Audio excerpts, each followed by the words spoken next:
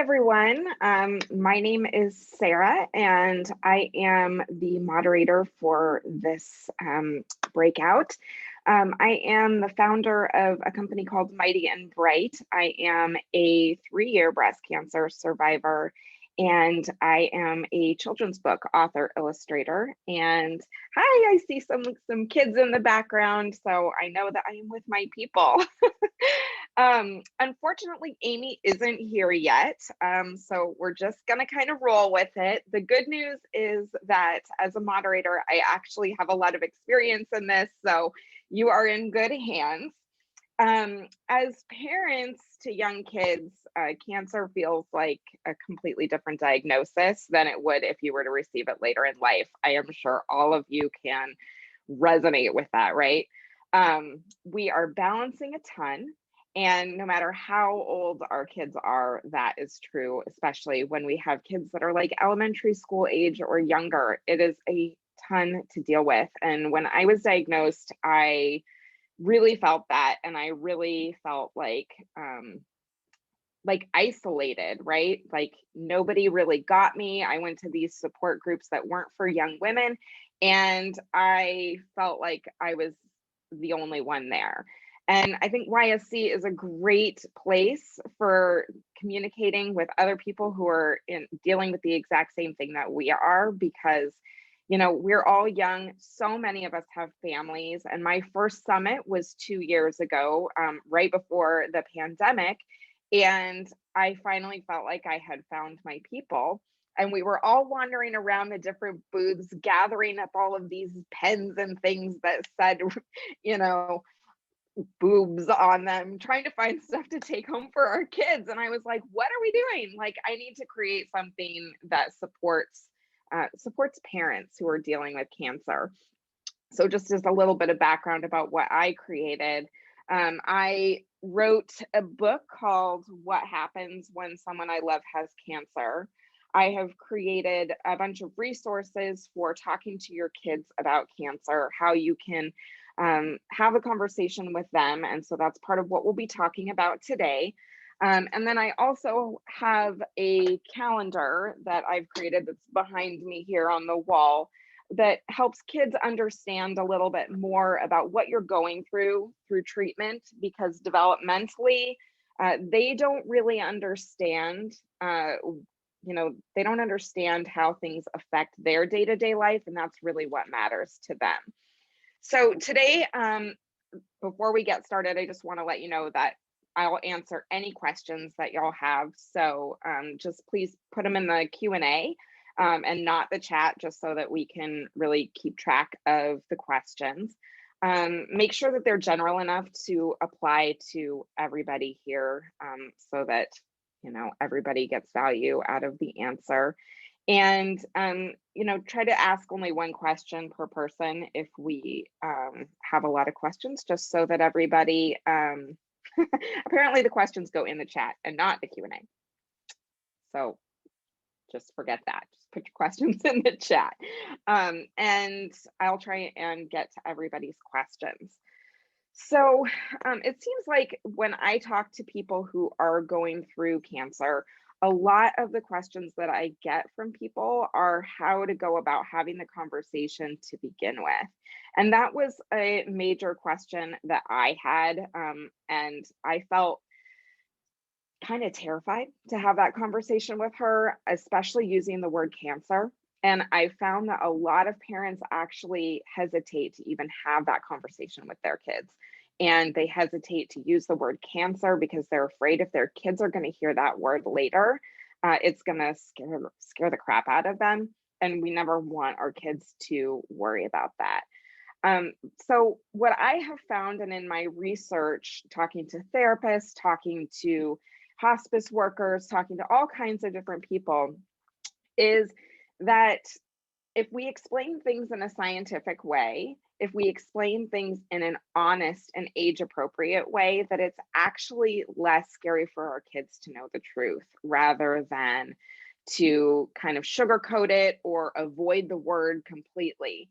And so the way that I explained that to my daughter was I waited until I had a little bit more information.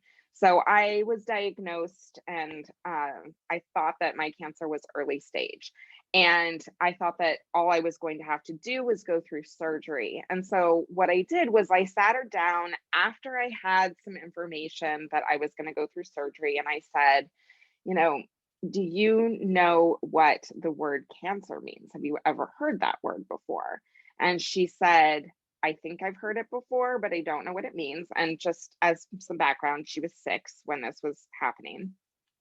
And so I said, I kind of explained the way the body works. And I said, our bodies are made up of all these little tiny guys called cells. And the cells are kind of like building blocks, they're kind of like Lego. And the cool thing about them is they can make a new one anytime they want to. It's like building with Lego and never running out of blocks. And she was like, okay, like she knew there's something was coming, right? And I said, the thing is, every single one of these cells has a job in the body. They make our hearts beat, they make us able to see, they make our brains work, they make our hair. But sometimes a cell is broken when it's made and it can't remember what its job is. And the only thing it remembers how to do is make more cells. And then it makes more broken cells. And before you know it, there's a whole bunch of broken cells in the body, and they don't know what their job is. And they start to crowd out the guys who are doing their jobs. And so that is what cancer is it's a big clump of those guys that are broken. And so to explain what is happening in my body is I have a couple of those little guys, and there's not a whole bunch of them, but because they're crowding out some of the other guys, we want to take out those cells so that they don't make it hard for my body to work. And so what we're going to do is we're going to have my breasts removed just so that that type of cell doesn't get broken again and make more guys. And the first question she asked me was, "Are you going to die?" And I think when we sit our kids down and we say, they can tell that we're having a serious conversation with them, they're immediately going to go to worst case scenario. And that's why we need to have the conversation to begin with, because our kids can read the energy in the room. They know something is going on. And if we don't explain it to them, they're going to make up their own story in their head. And so when she asked me if I was going to die, obviously that was like, I'm devastated immediately. And I said, you know what? No, I am not going to die. That is not my plan. That's why we're taking these out. That's why we're doing everything that we can. And I said, sometimes those broken cells will start to travel to different parts of your body. And right now they're just in my breast. And so I found them before they moved anywhere. And I said, but there are other things that people do to get rid of cancer. There are medicines that you can take, and I don't have to have that medicine, which is great. So I said, the thing is, the word cancer is a really big word. And it can mean a lot of different things to a lot of different people. It can mean you have one guy in your body that's broken. It can mean you have guys all over your body that are broken. And because I'm very young, this is something that happens to older people a lot of the time. And I don't want you to get scared if you hear somebody using this word and they talk about dying. Or I don't want you to get scared if someone finds out that I have cancer and they immediately are anxious or worried, because they don't know how bad my cancer is, how many people have, or how many of those little guys are all over my body, and so their reaction is going to be strong. But I want you to know, like, it's not that bad. That way I could prepare her for the use of the word, because it is a big word and people's reactions are really strong, and they do end up crying and putting all of their stuff, out there for everyone to see, and they don't necessarily think about your kids. So you're kind of protecting them by having that conversation ahead of time. So that explanation of being able to kind of explain how the body actually works is a good baseline conversation to have, because then later after my surgery, when I woke up and found out that I actually had I had cancer in my lymph nodes and I was going to have chemo, I was able to kind of build on the conversation that we had already had. And I said, unfortunately, we found out some of those guys had kind of packed up and were moving to different parts of my body. And so I'm going to have to do more than just surgery. And we are going to have, we're going to have a medicine that I'm going to have to go to the doctor to have. And it's not super smart medicine. Like it's really, really strong and really good. And it will get rid of all of the cancer cells that are in different parts of my body, but it's not super smart. And so it's going to kill some of the good cells too, which means that I'm going to feel pretty tired. And it kills the cells that make your hair. And so my hair is going to fall out. But I want you to know, like, it's because the medicine is working, and that's the reason why you're seeing those things happen to my body. And it might feel like it's going on for a long time, but it will end. And one of the things that really helped us too, because as you all know, treatment can go on for a really long time. And when you have kids and they're like, 5 minutes until dinner, I will die. Literally, I will die. Like 5 minutes to them is just like a crazy amount of time. You think about the amount of treatment, and they don't even remember time before treatment. And they can start to feel like this is their whole lives. So one of the things we did was we created a pie chart and we put it on the fridge. And I went through 6 chemo cycles. And so every time I would have a chemo cycle, I would fill in that pie chart for one of the 6 cycles. And so even though it felt like it was going on forever and she was bummed out that I wasn't able to come with her on school field trips and things, she was able to see that we actually were making progress. And that helped us a lot. Kids are really tangible. They need tangible things. They learn visually, which is why the calendar is so helpful, so that they understand, like, okay, this day you're getting chemo, you have to be in the hospital for these 3 days. And then they understand how this like is affecting them.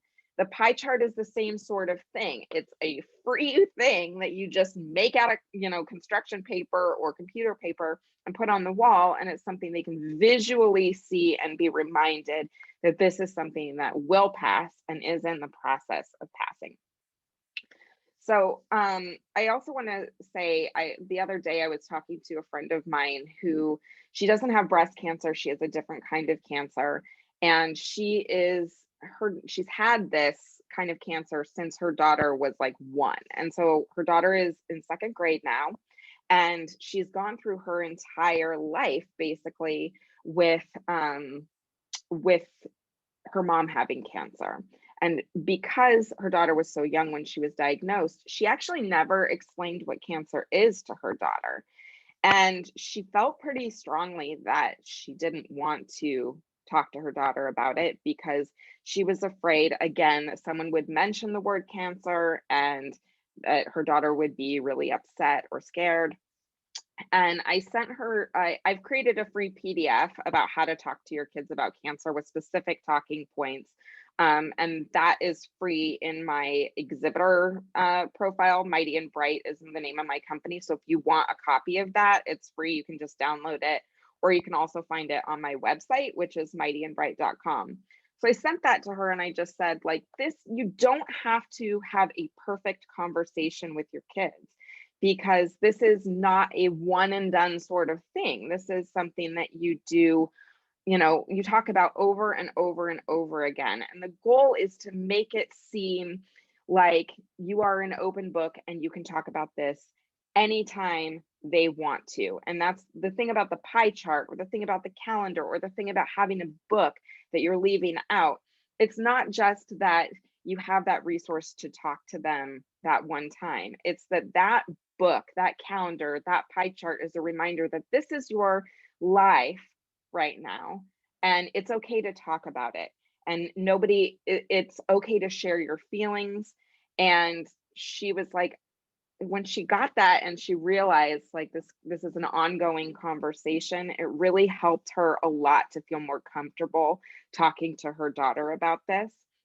And I just want to reiterate that they can feel the energy in your household. They know something is wrong. And if you don't talk to them, if you don't name it, if you don't explain to them that you're going through treatment, that something is going on, they start to ask themselves questions like they feel like they aren't allowed to talk about this. It's a sensitive subject. They should keep it inside.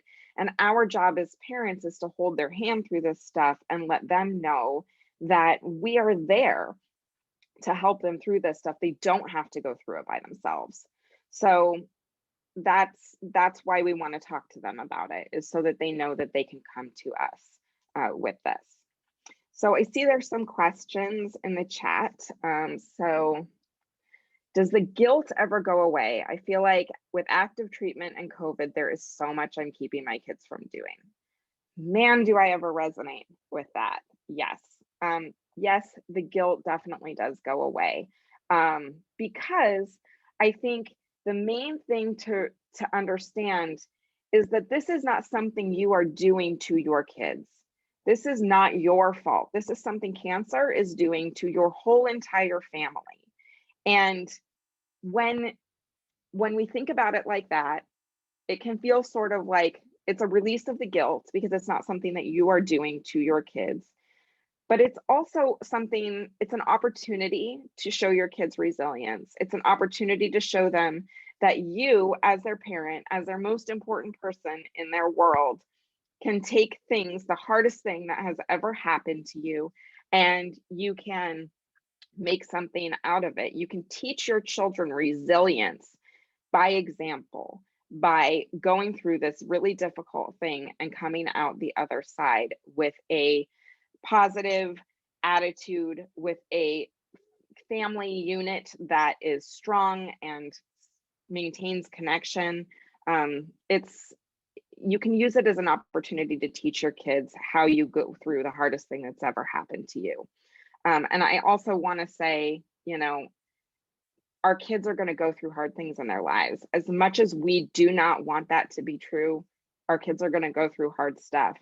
And our kids are just going through harder stuff earlier than others. But that is a blessing in a way, because we have the opportunity to help them through it, versus if they didn't have our hand to hold, if they didn't have grown-ups that cared about them, they're leaving for college and suddenly the worst thing that's ever happened to them happens and they're trying to deal with it on their own.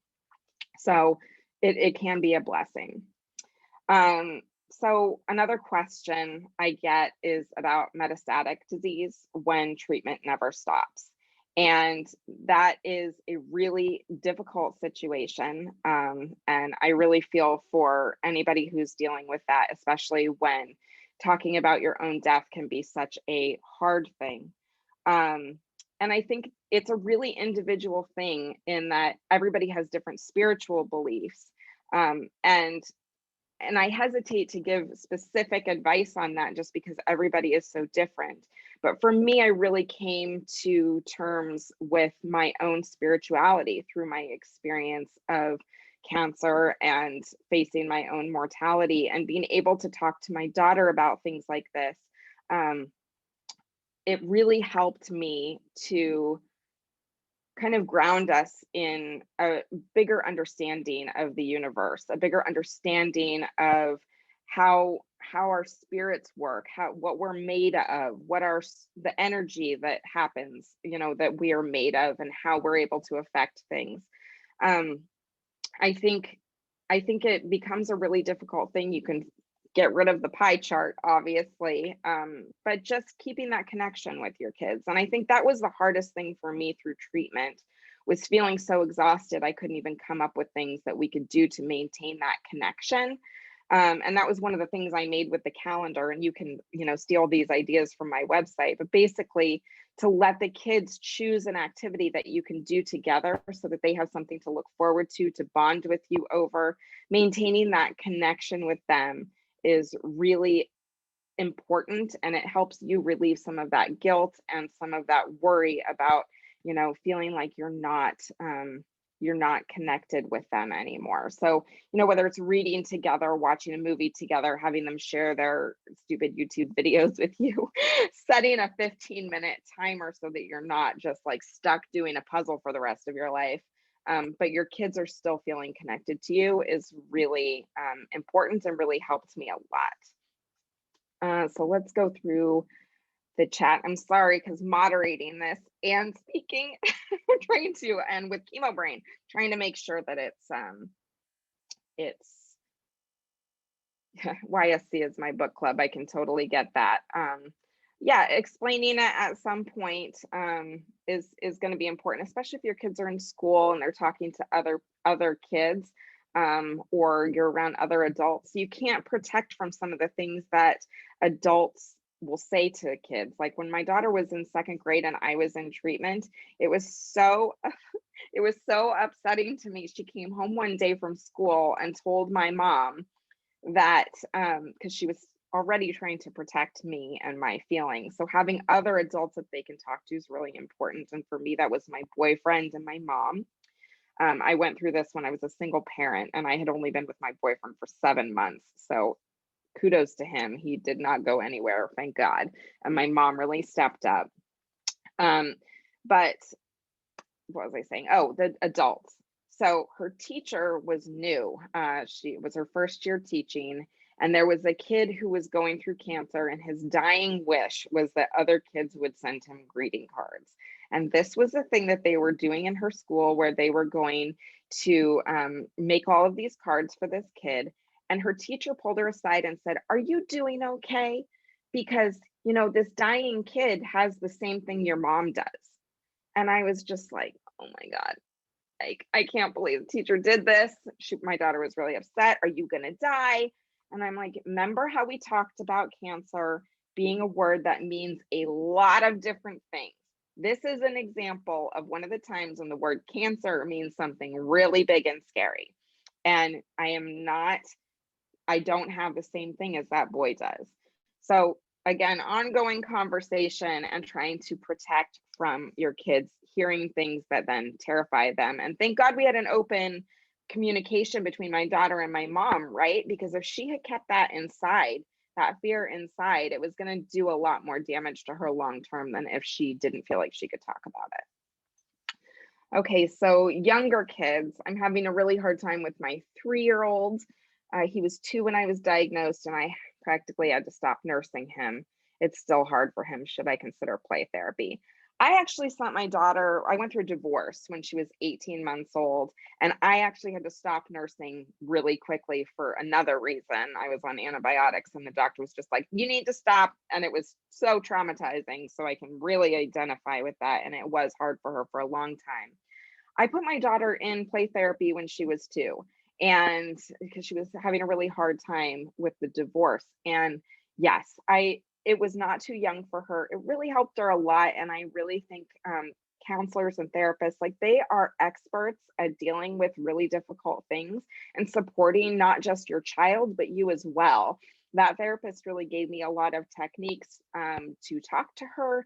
My background is in adult psychology, not child psychology. And so she really gave me a lot of, help validating feelings, etc. So yes, I definitely recommend, if you feel like your child's having a hard time coping, that would be great.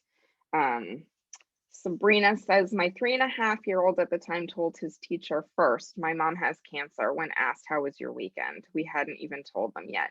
They hear everything. Yes, they do. They hear everything. And, yeah, you really want to talk to them about it. We use that as an opportunity to talk to him and ask him where he heard that. Heard me say it to daddy all the time. So we were open from then on out. Yes. And made sure to ask any questions. Absolutely. I think just having the books, and you don't have to buy mine. There are a lot of them out there, but the reason why I wrote this book was because there was no explanation that was real to kids. A lot of the books were about mommy's lost her hair, you can kill cancer with hugs, or, mommy's so brave. And those are great messages, that we can all get through things together. Um, but it's a very different thing than having that conversation, right up front, that's like, this is what this is. Because then kids understand, and when they understand how our bodies work, obviously in an age appropriate way, it just takes all the mystery and the fear out of it. So that's why I wrote that book. Aaliyah, I think the most challenging question that I didn't anticipate came from my daughter was 14. She asked if she was going to get it too. That really hit home for me. Yes, my daughter asks that all the time. She's 10 now. And my answer to her is that my aunt Lois passed away from breast cancer in 1983. And it is a very different thing now than it was then. There are so many people whose entire jobs are solving, how to cure cancer. And by the time she is old enough, if she did get it, I can't promise she won't, but if she did get it, it isn't going to be the same thing that I had. There are so many people who are really dedicated to making sure that people like us don't have to deal with this. So this unfortunately is the end. I hope that you'll all visit me if you have any questions. I put my Instagram handle at Mighty and Bright Co in my title here. You can feel free to DM me or visit me in the exhibitor jam. The next activity is the exhibitor jam, where you can hear directly from all the exhibitors with a cool video on the homepage. And you can, I'll put somebody hopefully, I'm so glad this was helpful, you guys. If you can put the link to the homepage in there in the chat, that would be great. That's how you can easily get to the exhibitor jam. And if anybody has any questions, feel free to reach out to me. I would be more than happy to help anybody. There are going to be evaluations that are conducted online, and they'll email everything to you. And YSC is having a half-day virtual metastatic retreat on June 4th. So for further information, you can contact Jean Rowe. Thank you so much, everybody, for coming. And it was really great to talk with you. Thank you so much.